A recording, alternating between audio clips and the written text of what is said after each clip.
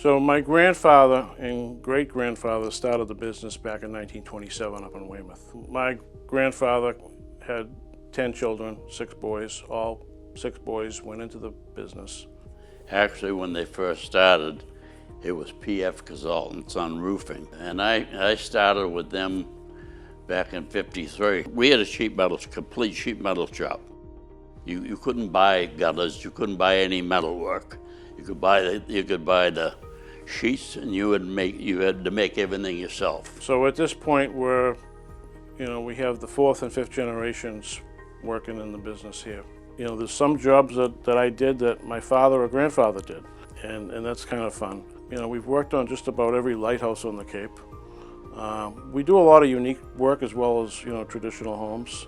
So it's fun to drive around and see the various jobs. Working with my uncles and my cousins, starting when I was 12 years old.